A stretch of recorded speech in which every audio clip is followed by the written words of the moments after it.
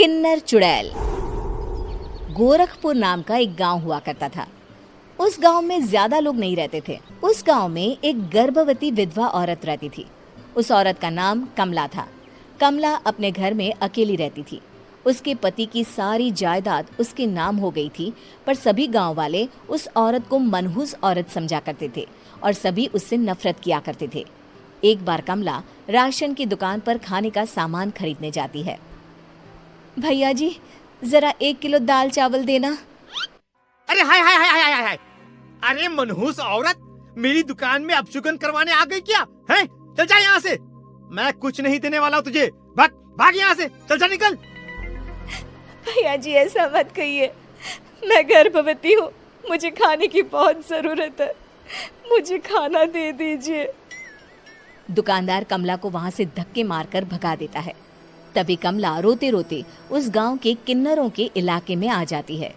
गांव वाले किन्नरों को उसी इलाके में रखा करते थे, क्योंकि वो लोग किन्नरों को पसंद नहीं करते थे और उनके इलाके में रहने से मना करते थे। तो किन्नरों ने उसी गांव में अपना एक इलाका बना लिया था। जब किन्नर लोग देखते हैं कि एक गर्भवती महिला रोते रोते उनके इलाके में आ गई है, तो सारे किन्नर कमला के पास जाकर उसका हाल पूछने लगते हैं। क्या हुआ बहन, तुम्हारी गर्भवती अवस्था में इतनी बुरी हालत कैसे है? तुम रो क्यों रही हो? तुम डरो मत, हम तुम्हें कोई नुकसान नहीं पहुंचाएंगे। तुम शांत होकर सब बताओ कि हुआ क्या है। मैं कमला हूँ। मैं गांव के दूसरे इलाके से आई हूँ। 2 महीने पहले ही मेरे पति की मौत हुई है। मुझे गांव के लोग मनहूस मानते हैं, क्योंकि मैं विधवा हूँ और गर्भवती भी।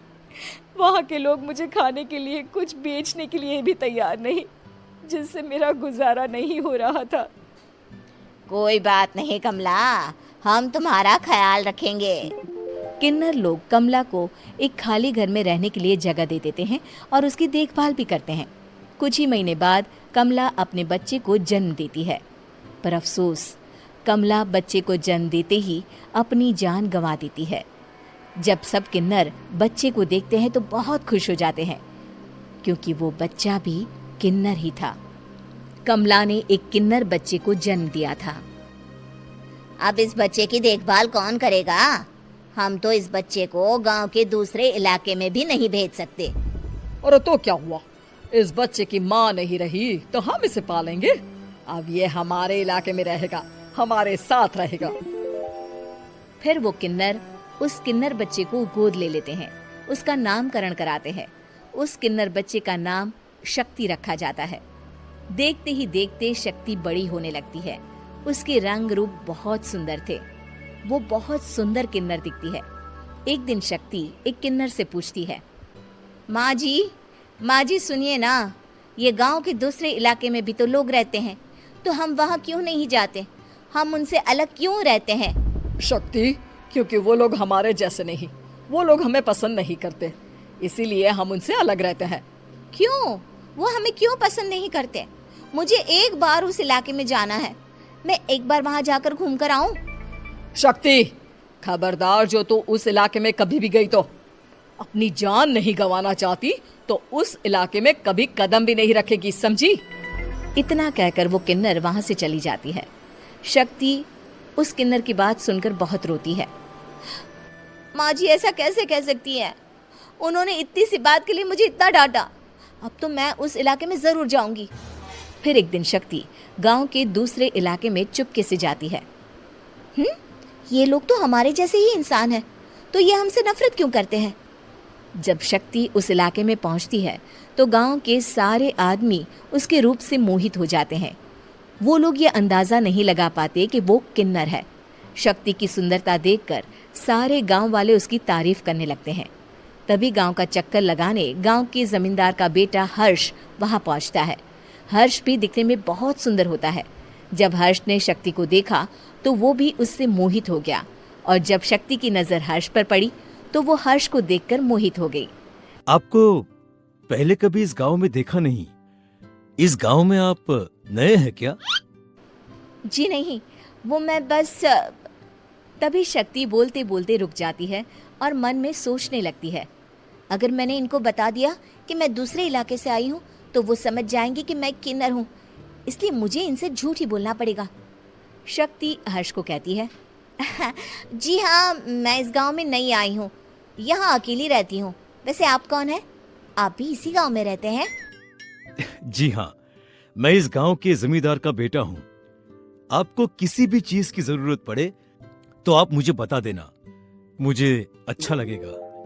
ऐसे ही शक्ति और हर्ष एक दूसरे से रोज मिलने लगते। वो दोनों अपने प्यार का इजहार करने एक दूसरे से मिलने जाते हैं। तभी शक्ति का पीछा करते करते एक किन्नर वहां आ जाती है। शक्ति, शक्ति, मैं तुमसे बहुत प्यार करता हूँ। मैं तुमसे शादी करना चाहता हूँ। क्या तुम मुझसे शादी करोगी? हाँ हर्ष, मैं तुमसे शादी करूंगी, पर मैं तुमको अपने बारे में एक सच्चाई बताना चाहती हूँ जो मैंने तुमसे छुपा कर रखी है। तभी उनके बीच में ही वो किन्नर आ जाती है।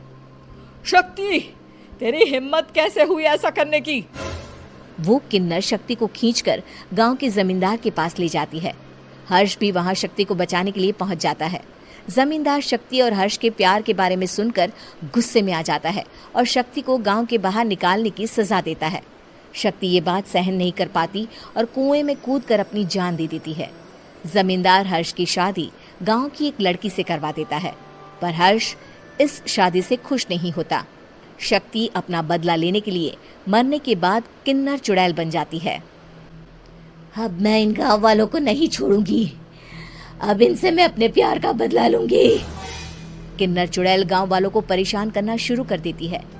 एक बार वो रात को गांव के खेतों में पहुंच जाती है और वहां आग लगा देती है। सारी फसल जल के राख हो जाती है। जब एक आदमी रात को उठकर देखता है कि खेत में आग लग गई है तो वो वहां पहुंच जाता है। वो देखता है कि खेतों के बीचों बीच एक किन्नर चुड़ैल खड़ी है और वहां खड़े होकर ताली बजा रही है। गांव वाला किन्नर चुड़ैल को देखकर बेहोश हो जाता है। जब सुबह उस आदमी को होश आता है तो वो सीधा जमींदार के पास जाता है। अरे जमींदार साहब, अरे वो किन्नर चुड़ैल ने मेरी सारी फसल जला दी। अब मैं क्या करूंगा? क्या होगा मेरा? जमींदार चुड़ैल किन्नर का नाम सुनते ही सब कुछ समझ जाता है। अब वो बहुत डर जाता है। उसी रात को जब जमींदार डर के मारे अपने कमरे में सो नहीं पाता, तभी वहां अचानक से किन्नर चुड़ैल आ जाती है। किन्नर चुड़ैल जोर जोर से जमींदार के आगे खड़ी होकर हंसने लगती है और ताली बजाने लगती है। जमींदार उस डरावनी किन्नर चुड़ैल को देखकर बहुत डर जाता है।